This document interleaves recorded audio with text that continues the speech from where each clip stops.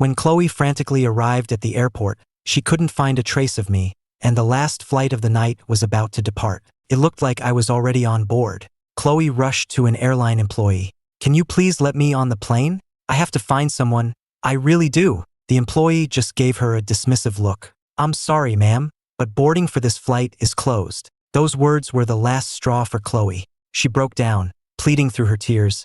"I'm begging you, just let me take one look, just one." After being denied again, Chloe collapsed to her knees right there in the terminal, sobbing uncontrollably without a care for her appearance. She pulled out her phone and left me a voicemail. "Ethan, I'm at the airport waiting for you. Please, get off the plane, won't you? Where are you going, leaving me like this?" By the end of the message, Chloe was a complete wreck. In 7 years, it was the first time I had vanished from her world without a word. After ending the call, she wiped away her tears, maybe trying to console herself, or maybe it was a last, desperate hope. "Ethan must just be mad at me. He's gone to clear his head. He'll be back in a few days." With the help of the airport staff, Chloe staggered out of the terminal, muttering to herself, "I have to get home quickly. It would be terrible if Ethan came back and couldn't find me." Back at the mansion, Chloe saw that none of my belongings were missing, and she couldn't help but breathe a sigh of relief. I knew it. I knew Ethan couldn't bear to leave me.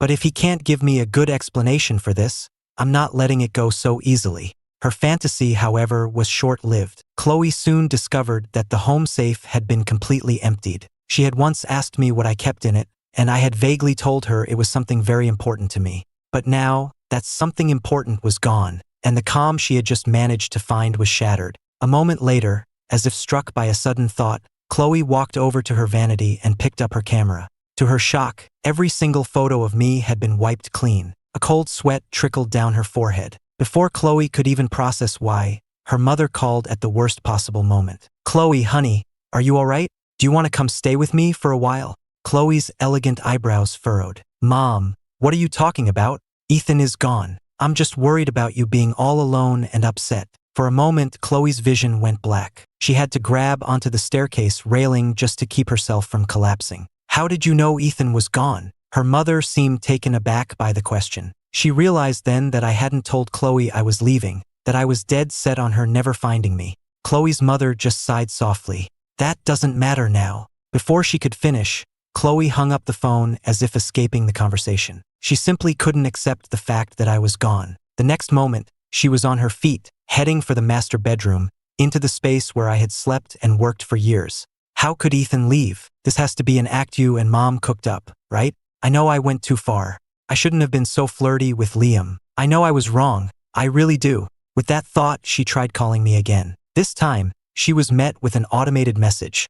The number was no longer in service.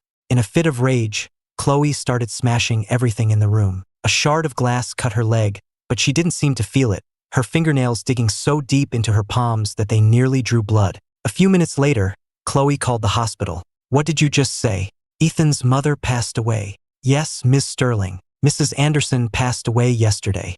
Mr. Anderson came to claim her remains." "Do you know where he went?" "I'm sorry, Miss Sterling, but that's confidential information we wouldn't have." After she hung up, Chloe's body began to shake uncontrollably. Ethan's mother was dead. No wonder he had looked so determined yesterday. An indescribable despair washed over her. She knew how much my mother meant to me. She knew my mother was the key reason she had been able to control me so completely. And now, if she wanted any chance of getting me back, there was only one thing left to do. Chloe went to the state prison where my father had been held, only to be hit with another devastating blow. David Anderson had been released yesterday, his sentence complete. Chloe's eyes flew open. When? His son came and picked him up. Yesterday. Yesterday again. Exhaustion, panic, and regret flooded Chloe's mind.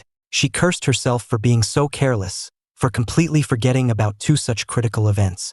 Now my father was free, my mother was gone, and I had disappeared. Every single tie that bound us together had been severed. Chloe wandered the streets aimlessly, the weight of the day's events threatening to crush her. In a deserted alley, she squatted down, buried her face in her hands, and wept. "Ethan, I never thought you'd actually leave. I was wrong. I was so arrogant." She was crying so hard that people on the street started to stare. Through her unending sobs, her vision began to blur. The world started to spin, and the next thing she knew, she had collapsed, having cried herself into unconsciousness. When she woke up, she was in a hospital bed. The tear stains on her mother's face were still fresh. Chloe, you're finally awake. How are you feeling? Ignoring the question of how she got there, Chloe grabbed her mother's arm, her hand trembling. Mom, tell me the truth. Where did Ethan go? Her mother struggled to look away. She had promised me she wouldn't tell Chloe where I had gone. With a heavy sigh, her mother finally made her choice. All I know is that Ethan had a layover in New York. I don't know his final destination. At those words, a flicker of hope ignited in Chloe's eyes. New York was a major hub, but there were only a few key destinations from there. If she checked each one, she was sure she could find me. But one person's efforts were limited, so she started posting all over the internet, offering $1 million cash reward to anyone who could provide a credible lead on my whereabouts. In just 2 days, she had my location. She immediately checked herself out of the hospital, booked the soonest flight, and hurried to Chicago. But no sooner had Chloe gotten home to pack her bags than Liam appeared at her door. Chloe was still furious with Liam for faking his amnesia and wanted nothing to do with him. She coldly pushed him away. This is my house. Please leave. But Liam grabbed her hand and upended the suitcase, spilling all her neatly packed clothes onto the floor. This move thoroughly enraged Chloe. Liam, what the hell do you think you're doing? I should be asking you what you're doing. Packing your bags? Going to find that loser Ethan? Are you? Chloe's eyes welled with tears. She tilted her head back, staring at the ceiling to keep them from falling. Where I go is none of your business. I don't have to report my every move to you. How is it none of my business? We grew up together, Chloe. We're the ones who are supposed to be together. What is Ethan, anyway? The Anderson family is finished. He's not the golden boy he used to be. I don't get what you see in him. Even then, Chloe refused to show Liam any vulnerability. Who said I like him? I just won't allow him to leave me. That's all. Liam let out a cold laugh and suddenly grabbed her right hand. This ring is worthless, but you've worn it for 7 years straight. Same with that cheap hair clip you always wear. Why? Chloe, you might be able to fool everyone else, but you can't fool me. Her feelings were laid bare before him. She felt a sting in her nose, but she remained defiant. Do I have to run my preferences by you now? You really think you're that important, don't you? Chloe, look me in the eye and tell me. If you don't like Ethan, then why can't you be with me? Can you honestly say you don't feel anything for me at all? Not a single thing. Chloe's reply was instant and unwavering. Liam's eyes narrowed dangerously, his gaze sweeping over her. Then why did you kiss me? Why did you flirt with me? Would you do that with any random stranger? His words made Chloe freeze. She suddenly understood. Everything she had done was just a desperate attempt to prove a point. To prove I wasn't her only option, that she didn't need me, that she had plenty of choices and could treat me however she wanted. All the ways she had degraded and humiliated me stemmed from a twisted, possessive love. She couldn't understand why, despite being exceptional herself, my attention was never on her. When she finally got the chance to knock me off my pedestal, she tormented me in every way imaginable, as if that would prove she was superior. That's why she deliberately flirted with Liam and publicly humiliated me. She wanted the whole world to know that I was the one who couldn't leave her, that she was the one in control. But she was terribly wrong. She only pushed me further and further away until I finally left her world for good. After a long moment, Chloe finally looked up at Liam. I'm sorry. I don't have feelings for you. I've only ever seen you as a good friend. Everything that happened before was because I was confused. Please don't take it personally. We can still be friends. She completely missed the flash of obsession in his eyes. He had believed Chloe felt something for him, that even if it wasn't much, he held some small place in her heart. But now, she was telling him plainly that she had never liked him at all. Chloe, I don't want to be your friend. Was everything that happened between us a lie? Chloe hadn't wanted to be so cruel, but the more she held back, the more he pushed. You're right, this ring isn't worth anything, but I could never take it off because Ethan gave it to me. The hair clip, too. The only reason I got close to you was to make Ethan miserable. I'm sorry. I used you. Chloe expected him to explode, to have a meltdown, but he didn't. He just stared at her calmly. Chloe, thank you for being honest with me. I get it. You're going to find Ethan, and who knows when we'll see each other again. Just spend tonight with me. One last time. We'll have a few drinks, just talk. Chloe hesitated. But my flight is already booked. Chloe, for old time's sake. Just one last dinner. After a moment of internal debate, Chloe agreed. After all, she knew she was in the wrong for using him. A few minutes later, Liam returned with takeout. After a few drinks, Chloe's head started to feel fuzzy. She rubbed her temples. I think that's enough for me. I can't drink anymore. But Liam didn't stop. He kept pouring himself another drink, and with each one he took, Chloe's head felt heavier. Chloe, you never used me. I'm not letting you go, so you can just forget about it. A look of distress crossed Chloe's face. What are you talking about? Just sleep. Go to sleep. When you wake up, this will all be over. Chloe fought with all her might to stay awake, but the figure in front of her blurred, and then everything went black as she lost consciousness completely. When she came to, she found herself locked in her own bedroom. The door and windows were bolted shut, and her phone was gone. No one answered her calls for help. The only new addition to the room was a security camera mounted in the corner. Liam's voice crackled through the camera's speaker. Just be a good girl and stay put. I'll be back as soon as my meeting is over. It won't be long. It was then that Chloe realized the horrifying truth. Liam was holding her captive. No wonder she had felt so dizzy after just a few drinks. Even though she could usually hold her liquor, Liam had drugged her. Liam, let me out of here. Do you have any idea what you're doing? This is false imprisonment. Let me out. But no matter how much she screamed, the camera remained silent. Furious, she ripped the camera from its mount and hurled it to the ground. She cursed herself for giving him the opportunity, for being so indecisive and agreeing to stay. A couple of hours later, she finally heard the sound of a key in the lock. Liam opened the bedroom door, holding a tray of food. I had a chef make all your favorites. He spoke in the gentlest of voices, but Chloe felt as if she was looking at a complete stranger. This is kidnapping. You'll go to prison for this. Liam just shrugged. This is your house. You're the one who doesn't want to leave. What proof do you have that I'm holding you here? You'll see soon enough that everything I'm doing is for your own good. You and Ethan were never meant to be. It's better to rip the Band-Aid off now. Enraged, Chloe swiped the tray from his hands, sending food and soup splashing all over him. Liam, who gave you the right to make my decisions for me? He calmly pulled out a handkerchief to wipe himself off, a mocking smile playing on his lips.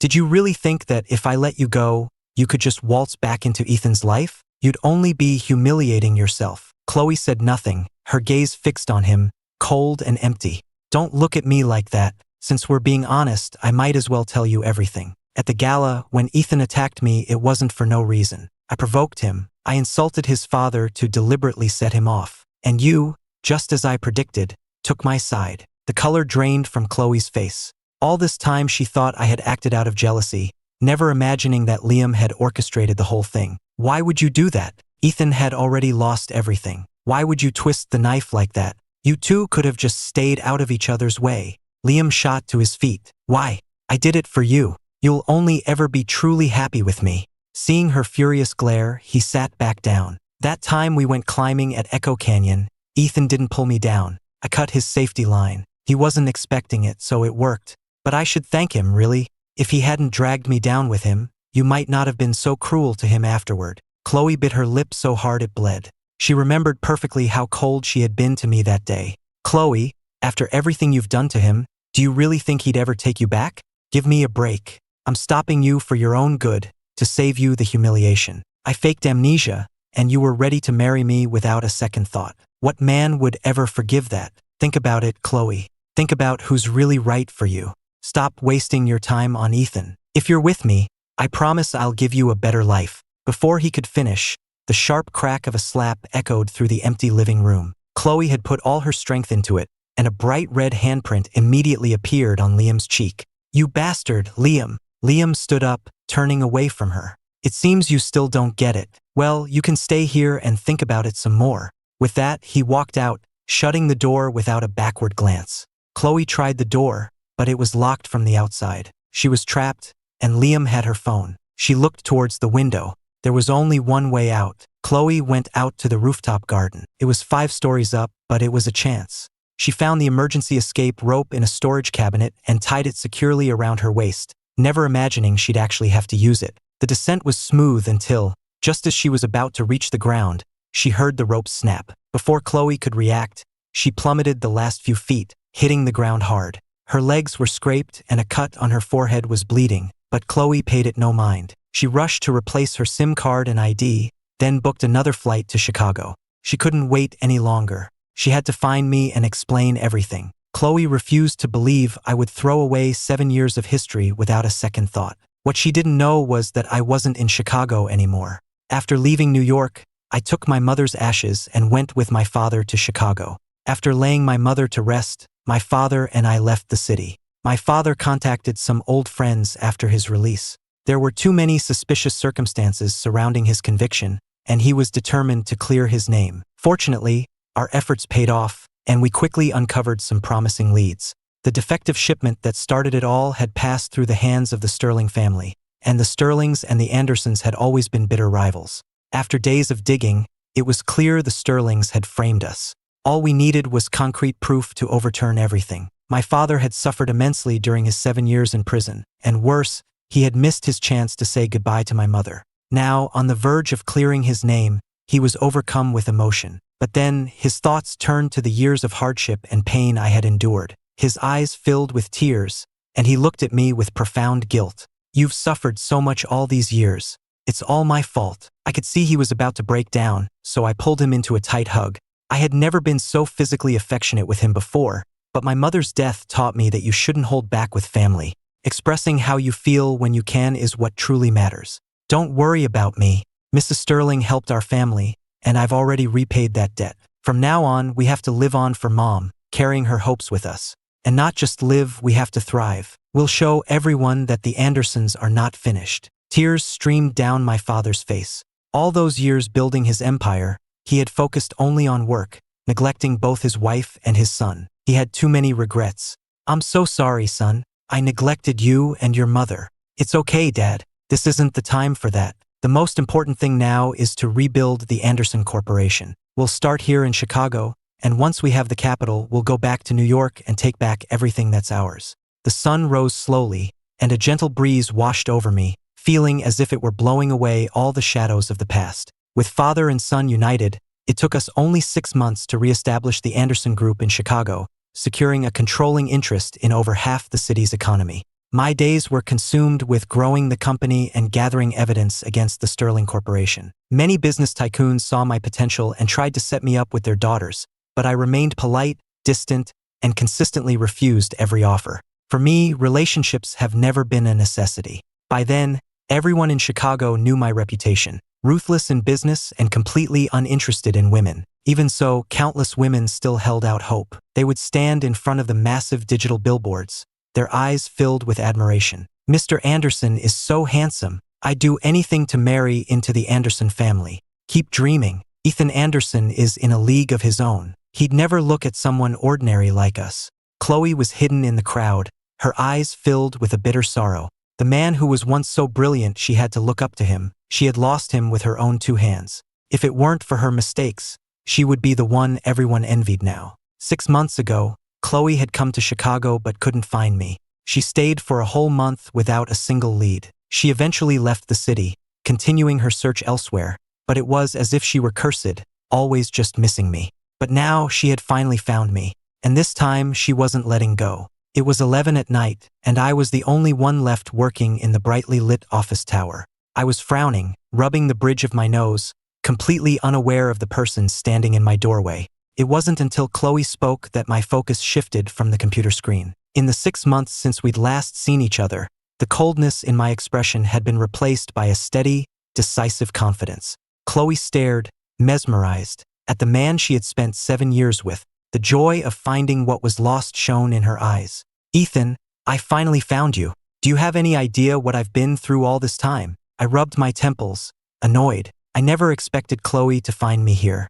I wanted nothing to do with her. I closed my laptop and walked right past her without a word. "Ethan, stop." She must have expected me to stop or at least hesitate, but I didn't. I simply turned and pressed the call button. By the time she reacted and moved to follow, the elevator doors had already closed. Chloe sank to the floor, utterly defeated, tears streaming down her face. She couldn't believe I despised her so much that I wouldn't even spare her a single word. When we first got together, I was always the one to give in first. I would bring her meticulously arranged bouquets and buy her gifts she'd been eyeing for months. She loved those things, but she would never let me see it. She'd throw a fit, toss the gifts in the trash, and then secretly retrieve them later when she thought I wasn't looking. But now everything was different. I had ascended back to my throne, while she had been cast down into her own personal hell. 7 years ago, I was the most popular guy in school. My father was a business magnate, my mother a politician. The Anderson family controlled 70% of New York's economy.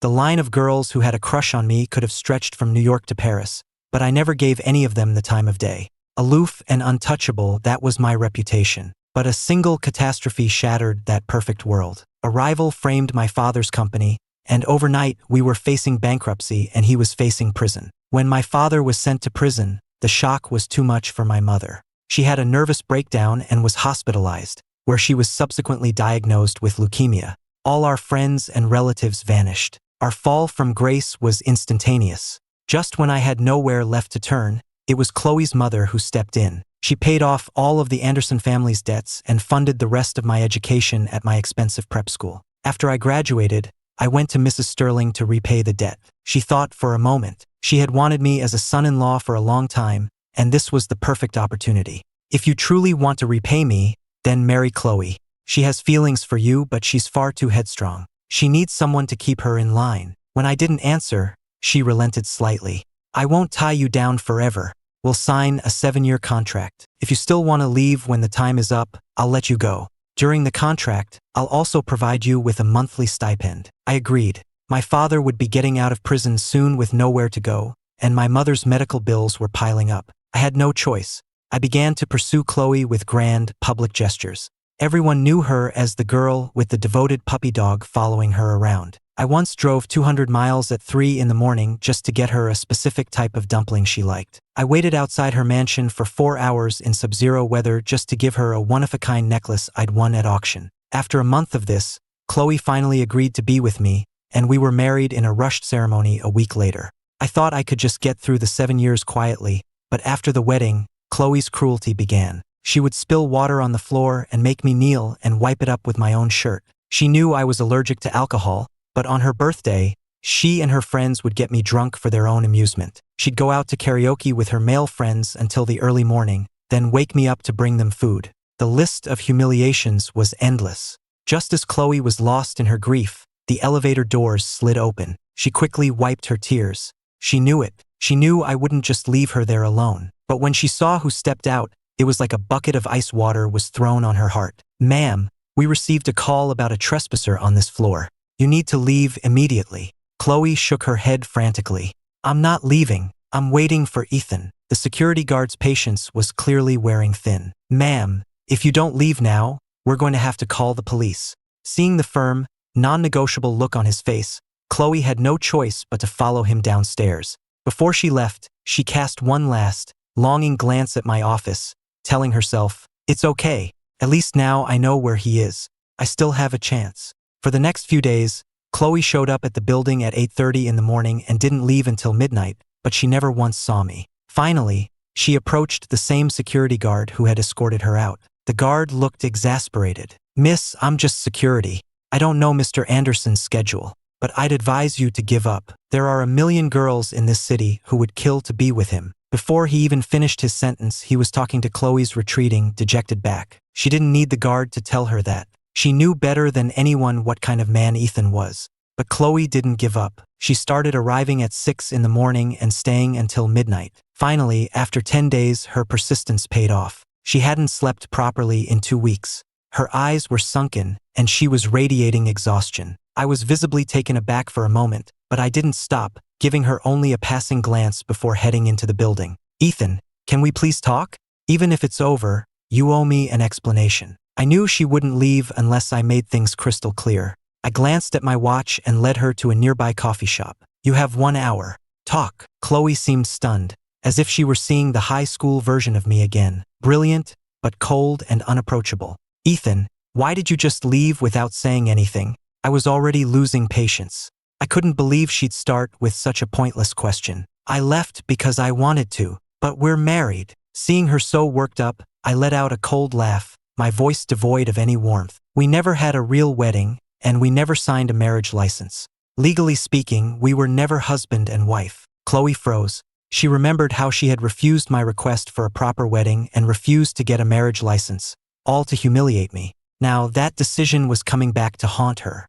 She picked up her black coffee and downed it in one gulp. She hated Americanos, but their bitterness was nothing compared to the bitterness in her heart. Even if we weren't legally married, we were together for 7 years. That's a fact. I don't believe you can be this cruel. The word cruel finally got a reaction out of me. Me, cruel? You're the reason my mother is dead, and you have the nerve to call me cruel. Ethan, I'm devastated about your mother's death too, but you can't blame me for it. I cut her off. Can't blame you? If you hadn't lied to me, my mother would still be alive. I would have taken her overseas for treatment. What did I lie about? I gave you the contact information for that specialist, didn't I? My eyes were bloodshot with rage, a fire burning inside me. I took a few deep breaths, trying to get myself under control. Chloe, you're a fantastic actress.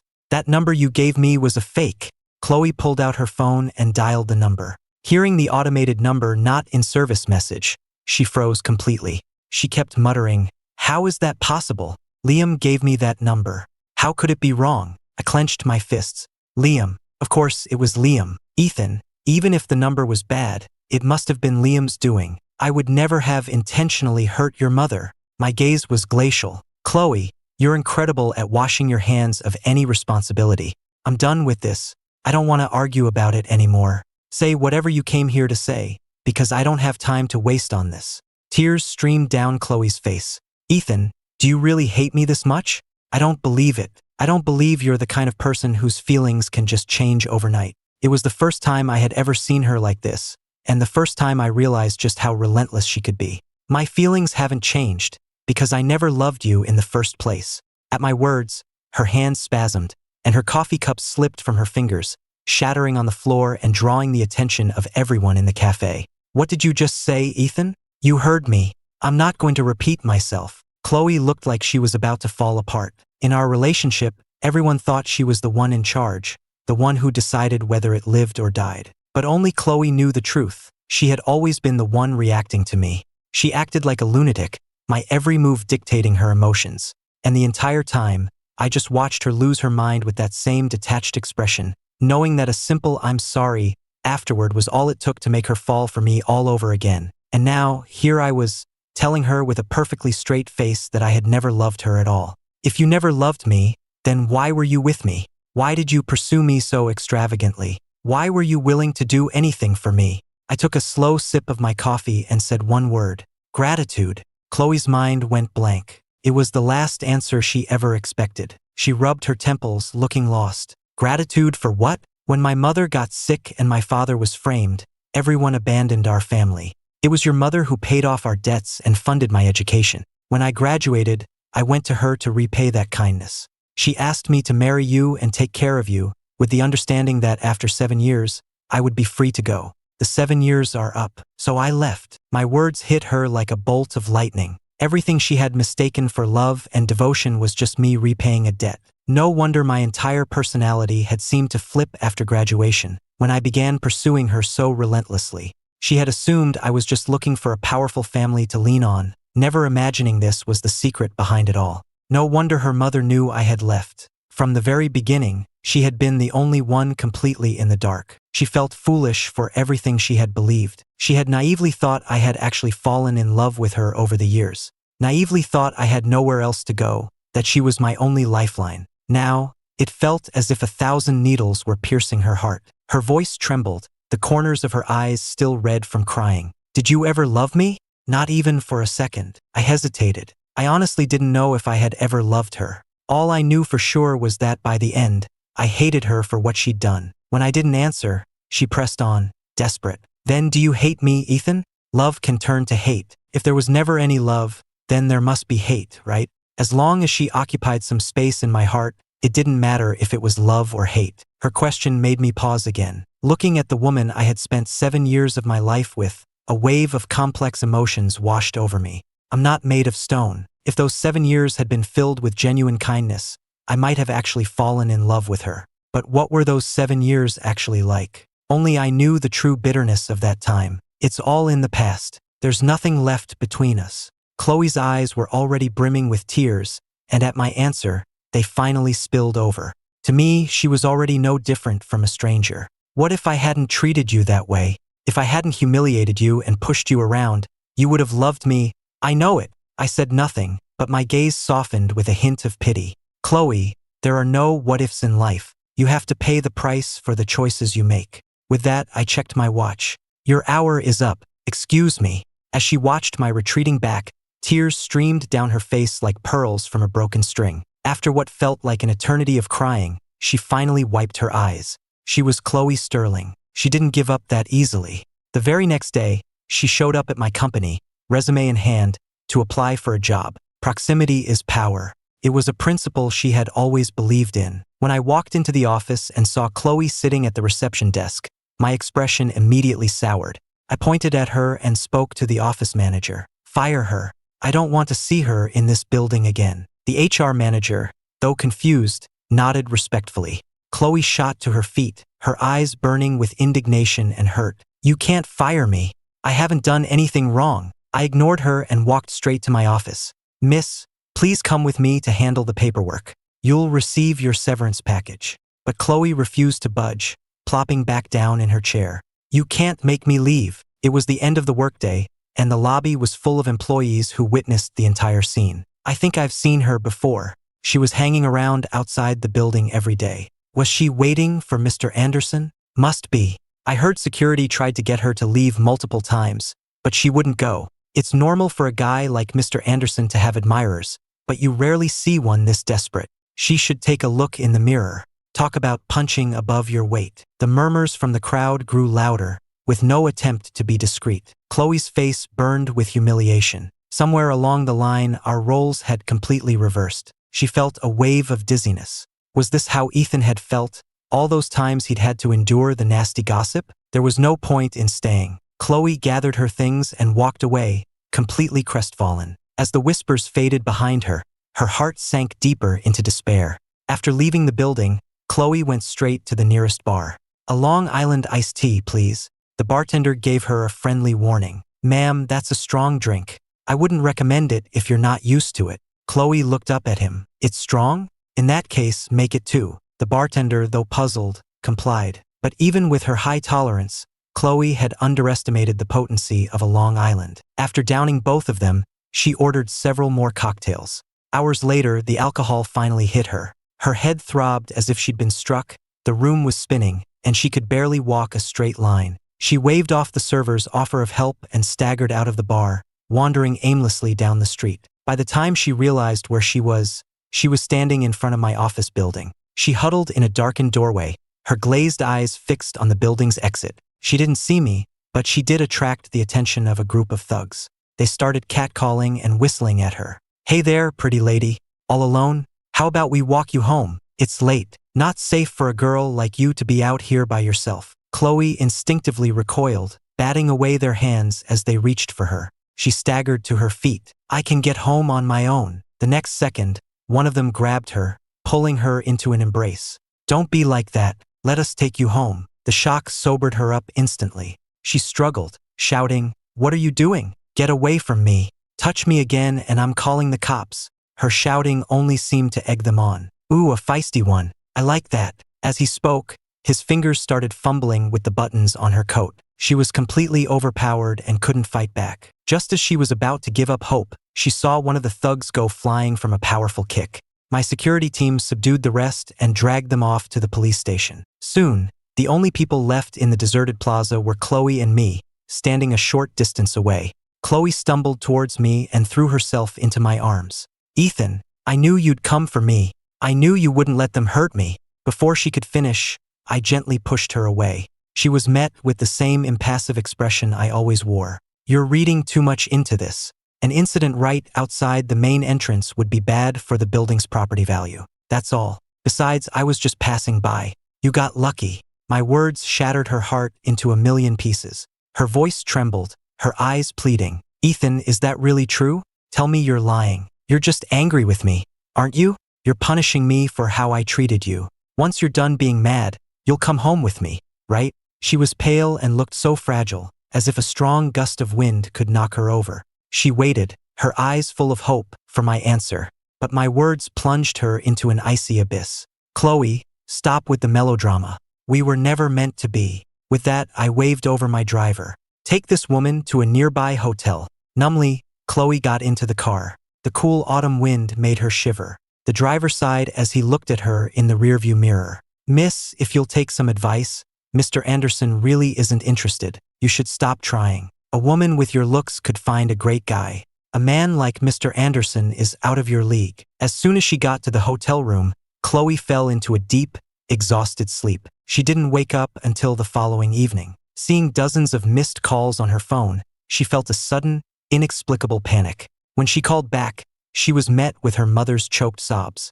"Chloe, the Sterling family is on the verge of collapse. The only thing that can save us is a strategic marriage. Your father and I wouldn't set you up with just anyone. It's Liam. You two grew up together, you'll be fine. Please, book a flight tonight and come home tomorrow." The moment she heard Liam's name, Chloe refused without a second thought. She wanted to tell her mother that Liam had held her captive, but she couldn't bring herself to worry her, so she kept it to herself. "I'm not marrying into the Sterling family. What's going on? Why are we suddenly talking about a strategic marriage? If our family was in the same position as before, of course we wouldn't need this.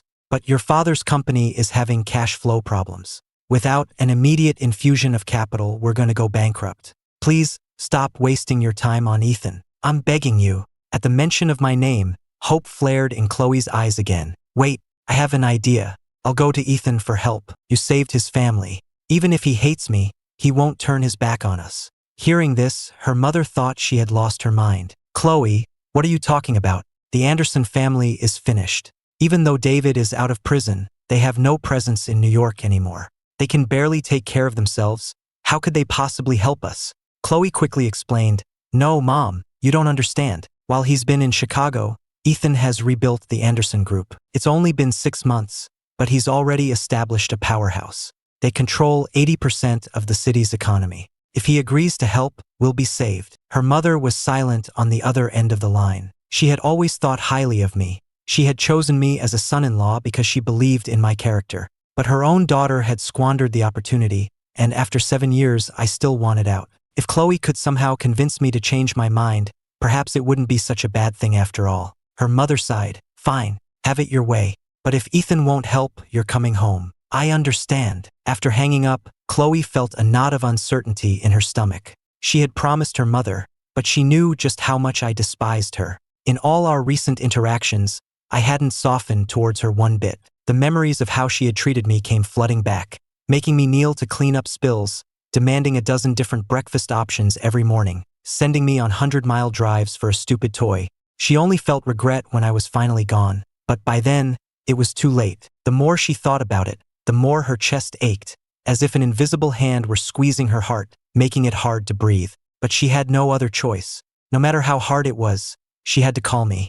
If she went back to New York and went through with the marriage, it would truly be the end for us. She had to make this call not just for her family, but for herself. Chloe tried calling several times, but I didn't pick up. On her 7th try, the call was immediately disconnected. She knew. I had blocked her number. She turned off her phone and sat on her bed all night, wide awake.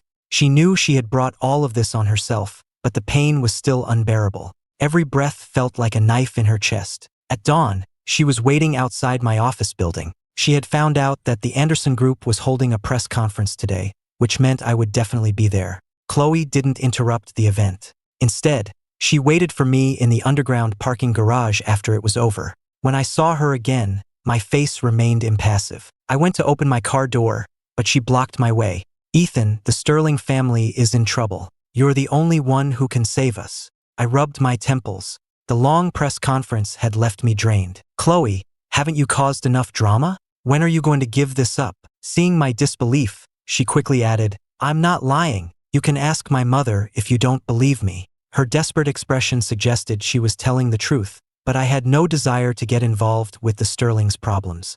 "Chloe, your family did me a great service, but I've already paid that debt back. I paid it with 7 years of my life." Chloe knew exactly what I meant. She lowered her head in shame. "I'm sorry, Ethan. Just pretend this never happened. I've wronged you for so many years. I'll leave you alone. I'll go back and marry Liam." At the mention of Liam's name, I instinctively clenched my jaw. "What did you say? You're going to marry Liam?" Chloe once again misinterpreted my reaction, thinking it was jealousy. She struggled to hide her excitement. "The Sterling family is facing a liquidity crisis. If I don't marry Liam, we won't get the capital injection we need, and we'll go bankrupt. Actually, I would have come to you sooner, but Liam locked me in my house and took my phone and ID. Hearing this, my eyes narrowed, a calculating look on my face. How long did he hold you? 2 days. The corner of my mouth twitched into a barely perceptible smile. I had already gathered evidence of the Sterling Corporation's internal corruption. Now, with Liam's false imprisonment, I had more than enough to bring down their entire family, and Liam with them. Are you willing to testify that Liam held you against your will? Do you have proof? I asked the questions calmly, my mind already processing how to use this information to my advantage. Completely oblivious to my true intentions, Chloe nodded eagerly. When Liam locked me in the bedroom, he installed a security camera. I smashed it, but the data might be recoverable. And even if it's not, there's a hidden camera in the living room that recorded our conversations. At the mention of a hidden camera, my expression soured. You really have a thing for spying on people, don't you? Chloe's face flushed with embarrassment. I wasn't wrong. She had installed that camera years ago to spy on me. She never thought it would end up being used like this. Just then, Chloe remembered the tracking app she had installed on my phone. It had stopped working right after she'd found me at the airport. She had assumed the app was malfunctioning, but from the way I spoke, it was clear I had known about it all along. She gave a bitter smile. So you knew. I straightened my tie. Get ready. We're going back to New York tomorrow. Chloe thought I'd had a change of heart, that this was my way of reconciling, and her heart filled with joy. All I was thinking about was how to destroy the Sterling family for good. When Liam saw Chloe and me walk in together, his face darkened. Ethan, so you really came crawling back with Chloe? Was life on the outside too tough, so you came back to be her little pet? What tricks did you pull to afford that designer suit? Did you have to beg for it? Chloe quickly looked at me, worried. She had worked so hard to get me here. She couldn't let him ruin it. Liam, show some respect. Liam's sharp gaze darted between us. Chloe, what has this guy done to you? I'm telling you, it doesn't matter that you brought him back. The marriage between our families is happening. You don't want to see your family go bankrupt, do you? As for Ethan, if he's so desperate to be a lapdog, he can stay on as our butler. I might throw him a scrap or two if I'm in a good mood. Before I could respond, my bodyguards stepped forward. They were professionals. They knew exactly where to hit to cause the most pain without leaving a mark. In a matter of minutes, Liam was on the floor, unable to fight back. But he was still defiant, spitting from the floor. Ethan, don't think you're so tough just because you hired some muscle. Just wait until I get back to my family. I'll make you regret this. He didn't get to finish. His words turned into a scream as I brought my foot down hard on his face. Liam, it seems you still don't understand the situation. Your good life is over. Before he could process my words, the sound of approaching sirens filled the air. Several uniformed officers looked at the scene, a flicker of confusion in their eyes, before one of them showed Liam his badge. Liam Sterling? We have a report that you've been holding someone against their will. You need to come with us. Liam's head snapped up to look at Chloe, but before she could say anything, the police were leading him away to their car. Liam sat in the interrogation room, his expression a mixture of impatience and arrogance. He was confident that as long as he didn't confess, his family would find a way to get him out. A full day and night passed. No one from his family came. Instead, I did. Waiting for your family to come save you. Liam, your father has his own problems to deal with. He doesn't have time for you. He's the one who framed my family all those years ago. Liam laughed maniacally. So what if he did? It's been years. You think you can just reopen that old case? Don't overestimate yourself, Ethan. He was determined to deny everything to the bitter end. I pulled a photograph from my pocket and slid it across the table to him. Recognize him? The moment he saw the face in the photo, Liam's expression tightened. The man in the picture was my father's former second-in-command, the mole the Sterlings had bought off. When he didn't speak, I produced another photo. You should recognize this one, too. Liam slammed his fist on the table. Ethan, what the hell is this? I looked at him like he was garbage. Did you think you were the only one who could plant a mole? For years, I've been collecting evidence of every dirty deal your family has ever made. Soon, not only will my family's name be cleared, but the Sterling name will be erased from New York entirely. Liam knew I wasn't bluffing. He had heard the rumors about his family's dirty dealings, and he knew they were responsible for my family's downfall. Once the evidence came out, there would be no coming back for them. All the arrogance was gone from him now. He lowered his head. What do you want from me to spare my family? I looked at him as if he just told the world's worst joke, my expression filled with contempt. You really are an idiot, Liam. I had no more time to waste on him. I brushed some imaginary dust from my suit and turned to leave. As I walked out, I gave him one last look, not bothering to hide my disgust. Liam slumped back in his chair, defeated. He should have known. A full day had passed without anyone from his family showing up. Something had to be wrong. Before he could even begin to think of a way out, the police brought Chloe into the room. She was holding a flash drive. When they plugged it in, the screen showed everything, their conversation in the living room, and the footage of him locking her in the bedroom. With that, there was nothing left for him to deny. He confessed to everything. In the end, Liam was sentenced to 3 years in prison for false imprisonment. The news spread like wildfire. The Sterling Corporation was already struggling, and this revelation sent their stock price into a nosedive. Reporters swarmed the entrance to the Sterling Corporation headquarters. Where is Mr. Sterling? We have some questions for him. Is it true that the Sterling family framed the Andersons 7 years ago? That the accounting fraud and defective products were actually from the Sterling Corporation? We demand an explanation from the Sterling Corporation. Before Liam's father could emerge to face the press, police officers escorted him out of the building. That same afternoon, the headlines were explosive. Anderson Group Chairman David Anderson exonerated after 7 years.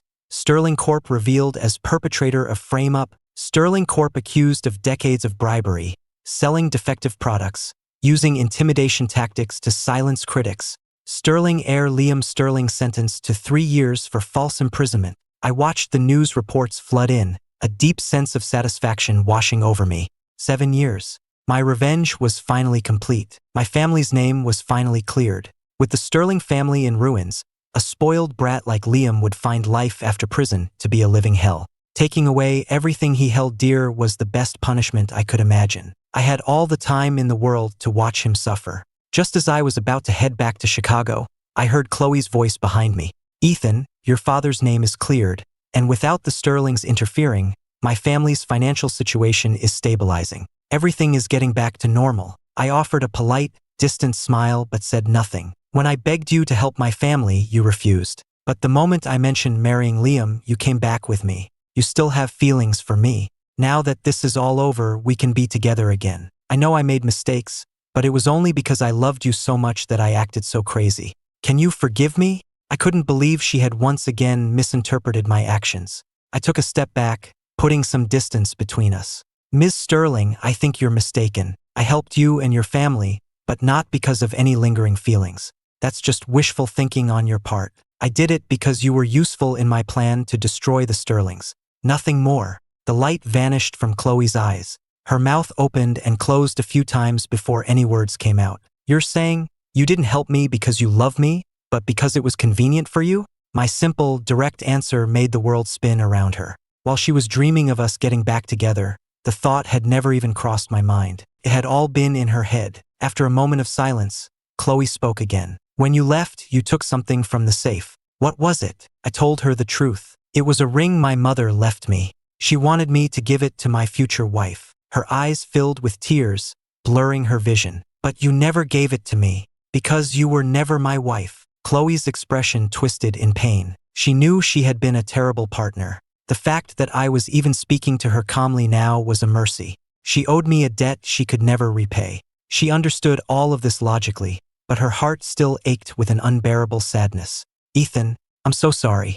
I'm so sorry for everything. In 7 years, it was the first time Chloe had ever apologized to me. But it was far too late. I no longer needed her apology. When Chloe finally wiped her tears and looked up, I was already gone. Even the chance to say a proper goodbye had become an impossible luxury. She didn't even know what expression I had on my face when I walked away.